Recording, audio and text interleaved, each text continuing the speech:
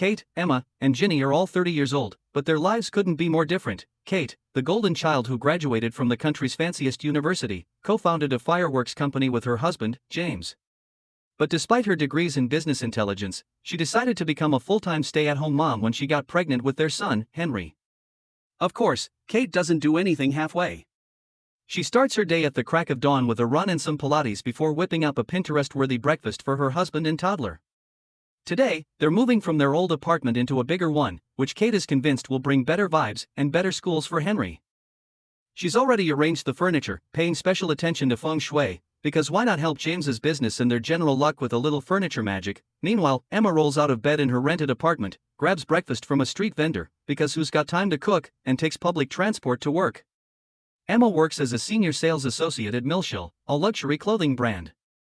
She's the type of employee who's so hardworking and thoughtful that customers love her, and most of her co-workers do too. Well, most. Then there's Ginny, the baby-faced, child-free, perky wife who lives in a humble apartment with her husband, Pete, and their cat, plus his beloved fish. She works in a boring office job at a property management company, and her personality is as bright and cute as her face. She's the kind of person who's always ready to help out, with a smile on her face. Today, a new co-worker, Zach, joins the office and she kinda notices him. Later, James gets an urgent call from work, and Kate goes with him to the office. She can't help but notice a single tangerine handed to James by a female staff member. Suspicious fruit. Instead of throwing a jealous fit, she heads straight to the supermarket and buys a giant box of tangerines to bring home. At Milshill, a modestly dressed woman enters the store, and no one gives her a second glance except Emma, who treats her like any other customer. Turns out, this woman isn't just window shopping, she's ready to drop serious cash on a custom diamond necklace. Emma's thrilled, knowing this could be her ticket to a promotion. She tells Miss Chen, the mysterious woman, that full payment is required for the piece, and Miss Chen agrees. Emma can barely contain her excitement as she runs to tell the store manager. But before she knows it, Linda, her work nemesis, swoops in with snacks and drinks for Ms. Chen, clearly hoping to steal the sale. The manager shuts Linda down, but then tries to make a move herself, suggesting they exchange numbers. Thankfully, Miss Chen stands firm and insists on dealing only with Emma. Everyone congratulates her except Linda, who manages to steal Miss Chen's phone number from Emma's phone when she isn't looking. That evening, the store realizes a pair of pants is missing. All the staff must stay late to check inventory, but they can't find it. They're told they will need to cover the cost, which is nearly a full month's salary. Exhausted, Emma finally returns home and has a champion dinner from a convenience store. Meanwhile, Kate is enjoying a fancy family dinner in their new apartment, complete with a view of the city skyline. James notices the mountain of tangerines and tells her she's the perfect wife. Meanwhile, Ginny is less than thrilled. She's pretty sure her stinky husband cares more about his stinky fish than his newlywed wife. Kate wants Henry to get into the elite kindergarten at their new building, so today, the whole family is dragged through interviews, both for Henry and his parents. The admission team is impressed by Kate and James, as they're well-educated and dedicated parents. Henry is doing well too, until the teacher asks him the capital of the country. Instead of answering, Henry keeps saying on the arm. When the teacher repeats the question, Henry bites his arm. Nailed it, kid. At home, Kate isn't mad. Instead, she tells Henry, well, you gave it your best shot, but let's not bite people, okay? Ginny, Kate's best friend and Henry's godmother, drops by to check on them. Since Ginny works for the building management, Kate asks her to find the top dog in the building who could help get Henry into the school. Turns out, it's Mrs. Wang, the Pentheus queen. Kate confesses to Ginny that she basically twisted James's arm to move here for Henry's education, so this cannot fail. Meanwhile, Emma gets a call from her mom, who has a wonderful surprise. She's saved all the allowance Emma's been sending and wants Emma to move back home. Oh, and remember that promise to return if she hit 30 with no husband or house? Well, Emma's 30th is looming, and she's still single and renting. After some polite yelling, Emma hangs up, wondering where all her life choices went wrong. At work, Emma's face breaks out in a rash.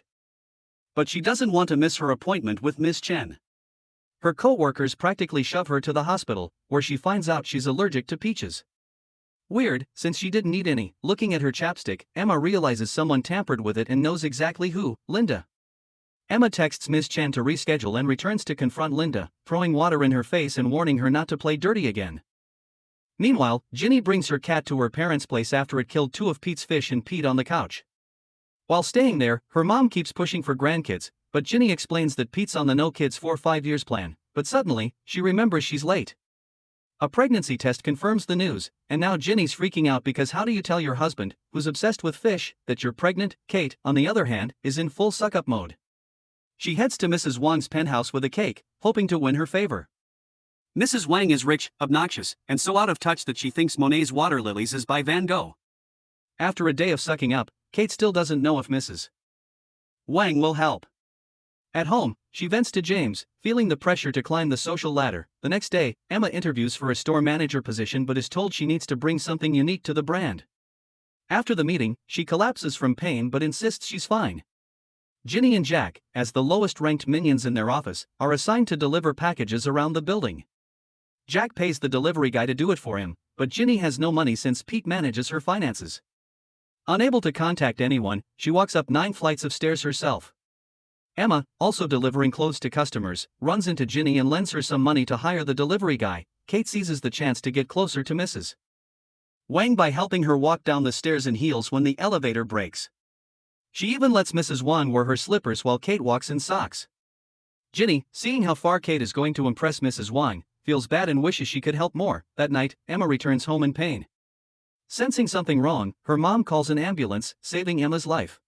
Emma wakes up in the hospital, with the doctor diagnosing her with acute nephritis.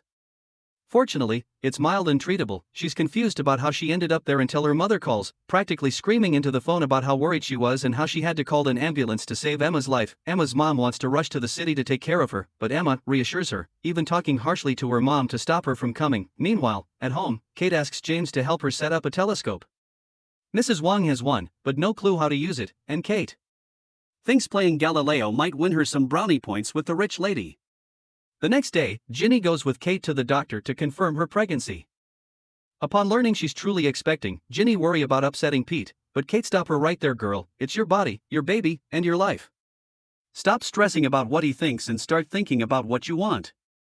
Priorities, right? That evening, Pete comes home and immediately starts whining about Ginny's parents still popping in to cook and clean, calling her a baby despite her colossal age. Ginny, already annoyed, ends up eating dinner alone while Pete gathers only his clothes to wash. Classic, when Ginny shows Pete the pregnancy test, Pete asks her not to keep the baby. Ginny, hurt, shoots back with, "Fine. Let's just go to the hospital tomorrow and take care of it then." Pete, flustered, doesn't know what to say, so he awkwardly hands her a gift from his business trip. Ginny, clearly over it, barely glances at the gift. Meanwhile, over at Mrs. Wang's house, Kate's playing tech support with the telescope. Mrs. Wang casually mentions she wants to name some asteroids after her son as a coming-of-age gift. She orders Kate to help her find the way to do it, no matter the cost, and maybe she'll consider helping Henry get into the preschool. Kate, finally over Mrs. Wang's nonsense, politely declines the cosmic shopping spree and drops a bomb. By the way, that water lilies painting you love? It's Monet, not Van Gogh. Money can't buy you class or art knowledge. Mrs. Wang, looking shocked and maybe a little impressed, says Kate reminds her of her son. Turns out, even filthy rich people have problems. Her son once told her he was jealous of a classmate whose award was named after an asteroid and both his parents were scientists. Mrs. Wang, being herself, offered to buy him some stars, only for her son to look at her with disgust. For a moment, Kate feels an unexpected wave of sympathy for Mrs. Wang. The next day, Pete drags Ginny to the hospital to take care of things, but just as they get there, she freaks out. She claims she has a work emergency and flees straight to Kate's for backup. Kate does sugarcoat it. Look, being a mom means your whole life is gonna change. You're not just you anymore, you're mom, and everything revolves around that tiny human. Meanwhile, Emma's forced into a blind date by her mom with some guy named Little John, a so-called managing director. He invites her to dinner but, surprise, it's a lame networking event where he struts around pretending to know people. Spoiler, no one cares. His cheap suit screams wish. Calm, and to top it off, he introduces Emma as his girlfriend and makes her his personal photographer. After surviving the cringe fest, Emma blocks him immediately. Her co-workers call her picky, she calls it having standards. Kate later meets with Mrs. Wang to share the info about naming an asteroid, and they actually bond when Kate admits she kinda gets her now. Guess even billionaires need a break sometimes. Ms. Chen swings by Milshill to complete her jewelry purchase and spills the tea to Emma. Turns out, she's spending that divorce money like a boss. She and her ex built a fortune, but once they got rich, he showed up with a mistress rocking designer labels. So, Miss Chen decided if anyone's gonna wear expensive stuff, it's gonna be her. Emma feels a little bad for taking her money, but still swipes that card. That night, James works late, and Sarah Yep, the tangerine girl, is back at it, this time with homemade food and a full-on pick-me act, complete with crocodile tears about how hard her job is. James tells Kate everything like it's no big deal. But Kate knows. The next day, she shows up at his office with a mountain of tangerines for everyone and hands one to Sarah with a smile that says, "I see you, girl." Then she casually tells Sarah to focus on her work if she wants to get ahead. Pete and Ginny go to lunch with Kate and James.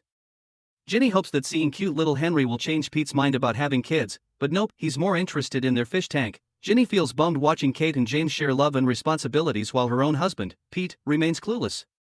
On the way home, they argue. Ginny wishes she had a happy, loving family like Kate's while Pete just wants to be Pete. Meanwhile, little John shows up at Millshill with his girlfriend and talks down to Emma, bragging that she played hard to get when she's just a salesperson.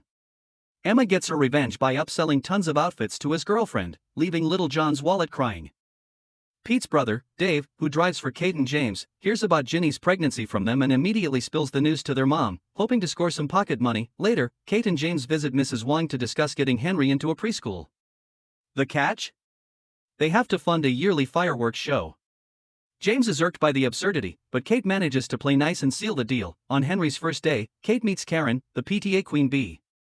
Karen scolds Kate for not bringing homemade cupcakes. Apparently, it's tradition for new students. Kate coolly says she'll bring them by lunchtime, and when Karen finds out Kate lives in the fancy neighborhood, her attitude does a 180.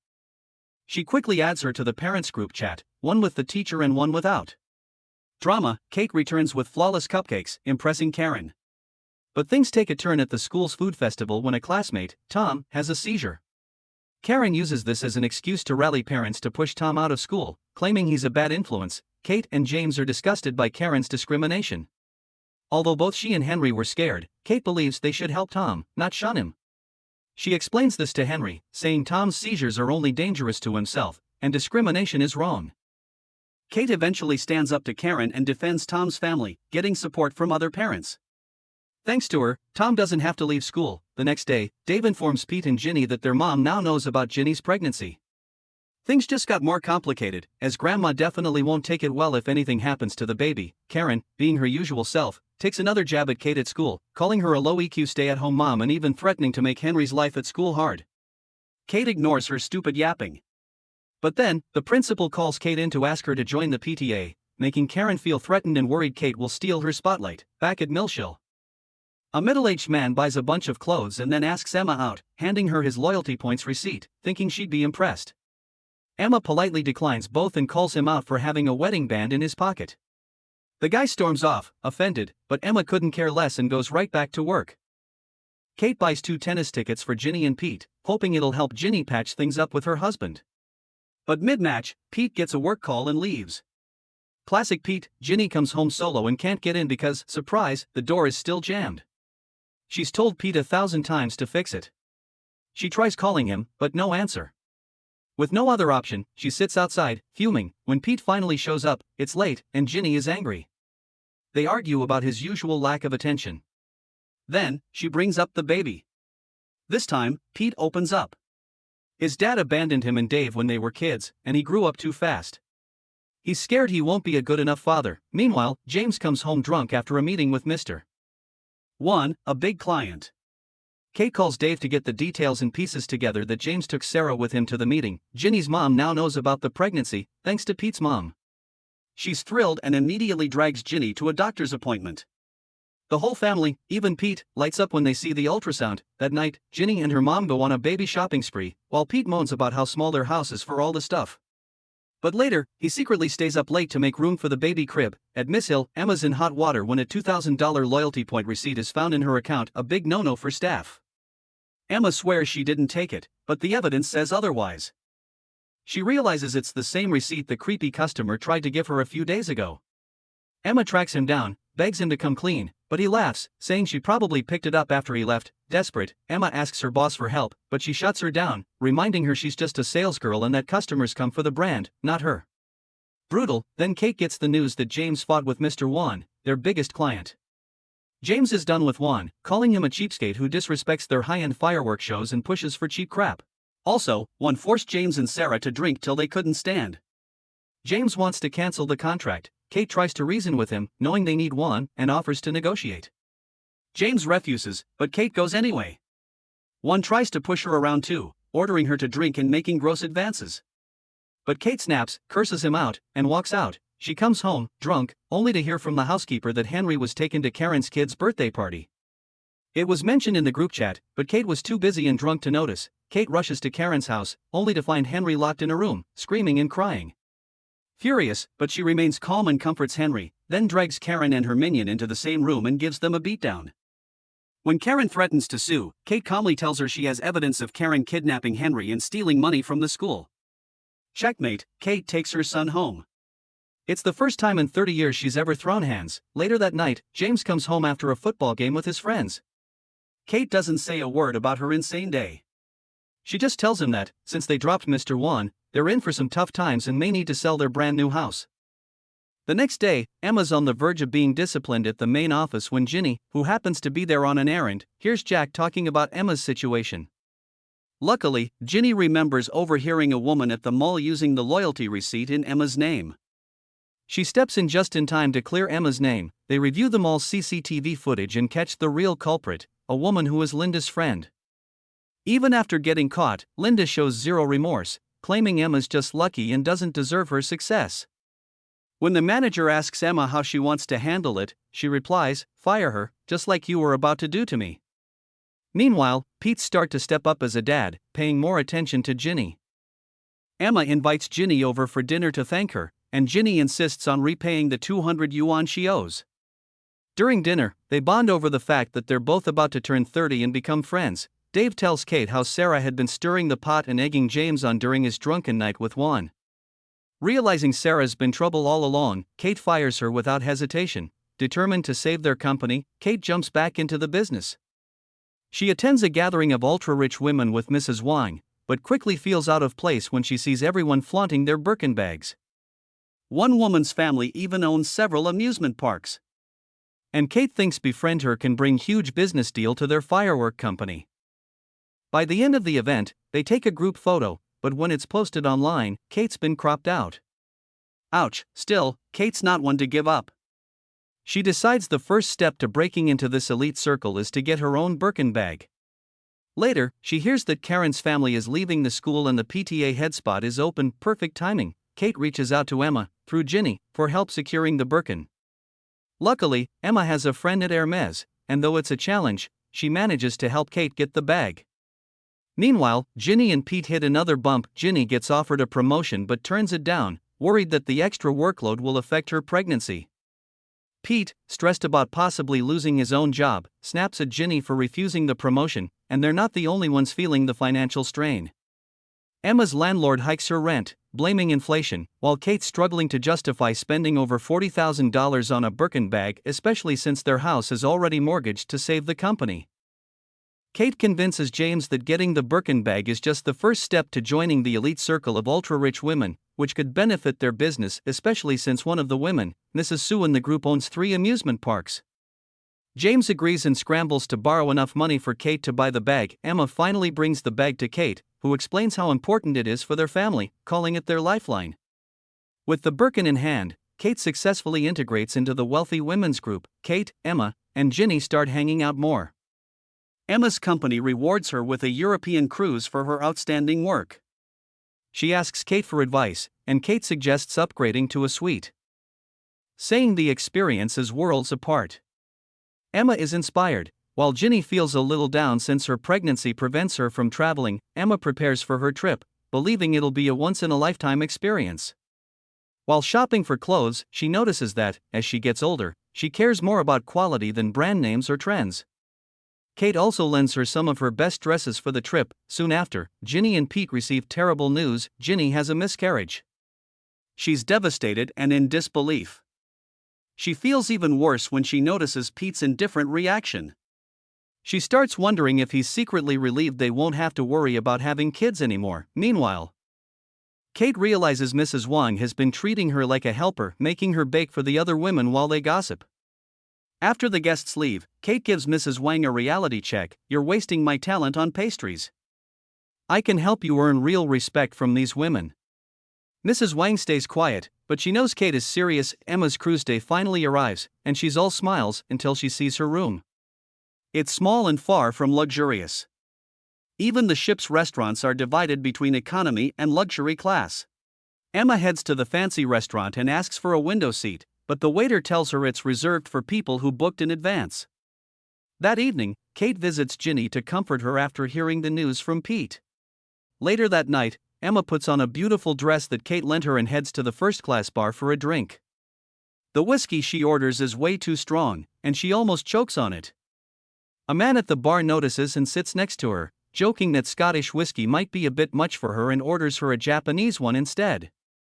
He shares an odd story about an island in Greece, Paros, where they wash human bones with Scottish whiskey during a ceremony after a person has been buried for 3 years. Emma laughs, thinking he'd tell that story no matter what drink she ordered, but it does make her smile. They chat by the railing, and Emma is clearly enjoying his company. Turns out, he noticed her earlier, eating alone at the restaurant. His name is Kevin. He offers to upgrade her room to a suite, but Emma refuses and decides to upgrade it herself. Meanwhile, Kate and James's company is struggling, and they have to let go of 2 longtime employees. A friend hears about their situation and lends them some money. James is upset, but Kate reassures him that she'll secure the big order from Mrs. Sue's family. When Kate learns that the rich moms are sending their kids to horseback riding lessons, she sells a few of her designer items to afford lessons for Henry, hoping to get closer to Mrs. Sue. Ginny and Pete go for tests to find out what caused the miscarriage. Ginny's mom comes to stay with them for a while to take care of her, bringing along Ginny's cat to cheer her up. Pete feels uncomfortable with her mom around, but Ginny isn't backing down this time. Emma wakes up in her suite feeling refreshed, despite the nearly $3,000 extra cost. She decides to deal with it later. Meanwhile, Kate meets Mrs. Sue at the horse riding school. Thanks to Mrs. Wong, Kate learns that Mrs. Sue is the second wife of her wealthy husband. Despite the wealth, Mrs. Sue struggles because her stepson doesn't like her, and she hasn't been able to have a child yet. One day, Kate notices she wears the same limited bracelet Kate has recently sold. At the riding school, she also witnesses Mrs. Sue being snubbed by her stepson, even though she clearly cares about him. When Henry tells James that Kate made him take riding lessons, James is upset. Kate explains that one of the women in the group has both of her kids going to Oxford because she invested in their education early on. Kate insists that they need to focus more on Henry's future and make more money to provide the best for him. James doesn't seem thrilled. That night, Kevin invites Emma out again and takes her to the luxury restaurant. He doesn't need a reservation but slips the waiter some money to secure a window seat. Kevin seems to be a VIP because even the chef comes out to greet him. Emma is impressed. During dinner, Kevin opens up. He's been financially independent for a while, even though he's only 37. Now, he spends his time traveling the world and seeking thrilling experiences. He suggests taking Emma on his next adventure. To thank him, Emma cooks him a simple tomato and egg dish, and Kevin gifts her a bracelet he noticed she liked earlier. Meanwhile, things aren't going well for Pete at the TV station. He's worried about losing his job and has to work overtime, breaking his promise to stay home with Ginny. She's furious, feeling that Pete doesn't care about her or the baby they lost. Ginny starts to regret marrying Pete, while her mom defends him, saying he's talented and ambitious. She insists that Pete is just stressed about work and tells Ginny that having a husband is important for a woman's life. This only makes Ginny angrier. Later that afternoon, Pete comes home to find his fish tank unplugged. Turns out, Ginny's mom tried to unplug it for 2 hours to save electricity but forgot to plug it back in, and a few fish died. Pete is livid. Now even Ginny's mom is upset with him, telling him it's just fish, while he didn't even show that much emotion when he and Ginny lost their baby. To make matters worse, Ginny's mom made fish for dinner, not the ones from the tank, and Pete can't handle it anymore, so he storms out. Ginny runs after Pete as he goes outside to bury the fish. She confronts him, furious that he seems to care more about his fish than her. Pete snaps back, saying he'd rather work all day than stay home because Ginny's mom constantly nags him. Her mom overhears and is deeply hurt, deciding to leave that night. Feeling lost, Ginny goes to Kate's for comfort. Kate takes care of her, especially since Ginny has caught a cold. Feeling neglected by Pete, Ginny is even more emotional, but Kate gently reassures her and tells her to stay the night. Meanwhile, Emma and Kevin attend the captain's dinner on the cruise, and there's a lottery with the prize being a wish come true. Kevin wins, and his wish is for Emma to sing on stage. Although her singing is pretty bad, causing the audience to laugh, Kevin is clearly smitten. Afterward, Emma jokes that Kevin must have bribed the captain to win the raffle, but Kevin insists it was pure luck and sincerity. He confesses his feelings for her and tries to make a move, but Emma, feeling overwhelmed, uses the excuse of being tired and heads back to her room. The next morning, Pete shows up at Kate's house to pick up Ginny. Kate has a heart-to-heart with him, subtly reminding him to be more understanding and supportive of Ginny, especially since she's heartbroken over losing their baby and truly wants to be a mother. Pete takes Ginny out for breakfast and apologizes for being insensitive. But Ginny tells him their issues run deeper. She admits that losing the baby made her realize how little they truly understand each other. She feels their love has faded compared to when they first fell for each other, but Pete disagrees, thinking she's overanalyzing. At the horse riding school, Mrs. Sue's stepson intentionally pushes his horse into her, causing her to fall. Kate quickly tends to her and strikes up a conversation. Touched by Kate's words, Mrs. Sue opens up about her struggles. Kate advises her to approach her stepson as a friend first, instead of trying to force a motherly bond too soon. On the cruises last night, Kevin stops by Emma's room and invites her to Iceland to see the northern lights with him. Emma declines, explaining that they come from two different worlds. Once the trip ends, she'll return to her simple life and daily grind. Kevin asks if they can at least exchange contact info, but Emma says no and tell him goodbye. When Emma returns home, she's shocked to find her landlord with real estate agents. The landlord plans to sell the house Emma's been renting to help fund her daughter's wedding. Still reeling from the news, Emma gets a call from Kate, who tells her that Ginny has had a miscarriage. Without hesitation, Emma drops everything to join Kate and visit Ginny. Kate and Emma team up to comfort Ginny, proposing a fun day out to lift her spirits. However, Ginny refuses, saying she's not in the mood. Kate comes up with another idea. They visit the university Kate and Ginny attended and sneak into a class, pretending to be students again. Watching the students, they reminisce about their younger selves from 10 years ago. Ginny takes the opportunity to vent about her husband, and the three laugh so loudly that they get kicked out of the classroom by the professor. After their fun day together, reality sets back in. When Kate gets home, she finds out that her father had stopped by to visit Henry while she was out. Emma now faces the challenge of finding a new place to live, while Ginny asks Pete to get his fertility checked, as she doesn't want to go through the heartbreak of losing another child without understanding the cause. Ginny even sends Pete's test results to her mother, which angers Pete, as he feels his privacy has been violated. Luckily, Pete's fertility results are perfectly fine, easing some of the tension between them. That night, Pete tells Ginny that maybe it's not their relationship that's gotten worse, but that they've just grown older, making life seem duller compared to when they were young. Ginny helps Emma pack up her things. Emma feels a bit sad about leaving the old place, especially since it was closer to work and had a nice city view. The new place is over an hour away by subway, but Emma is determined to save money and plans to use those savings to travel once a year. That night, Kate has a nightmare about her dad having a stroke. Panicked, she calls him to check in, but he's asleep and grumpily hangs up. The next morning, Kate visits her dad and tells him that living alone like this makes her worry. She gives him 3 options: let her install a nanny cam, hire a helper, or come live with her and James. He refuses all 3. However, Kate notices a brochure for a nursing home on his table, which upsets her. Her dad insists he doesn't want to become a burden on her. Kate and James take her dad to visit the nursing home, but Kate is dissatisfied with the quality and opposes the idea. They visit a higher-end retirement home recommended by James, but the high cost makes her dad uncomfortable with the idea of them paying for it. Henry, their son, also expresses concern for his grandfather, which softens her dad's resolve. After a mishap at work, Pete isn't being valued at the TV station. So he decides to take time off to be with Ginny. Ironically, Ginny now wants to return to work. Mrs. Sue happily tells Kate that thanks to her advice, her relationship with her stepson has improved, even though the boy still acts mean toward her. Mrs. Sue also mentioned Kate's company to her husband, and he's agreed to meet them at the golf course. James and Kate meet Mr. Sue, who casually tells James to send over the paperwork, and the deal will be sealed. James is surprised at how easy it all is. He's impressed with how Kate secured such a big business deal and asks her to return to the company full-time to help him. However, Kate prefers to stay involved with the rich housewives circle, believing the connections will bring even more opportunities. James isn't thrilled, thinking those women are snobby and might have a bad influence on Kate. But she insists it's the only way to elevate their lifestyle. The next day at Miss Hill, Kevin shows up unexpectedly and surprises Emma. He tells her he's only in Shanghai for a few days to see her. He admits that during his trip to Iceland, he couldn't stop thinking about her, so he asked the travel agency for her information and found out where she works.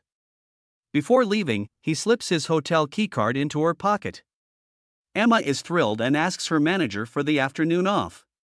She rushes to Kevin's hotel, and just as she's about to use the keycard, he opens the door, gazing at her with longing. They hug and kiss passionately. Thank you for watching. Subscribe and like for more videos like this.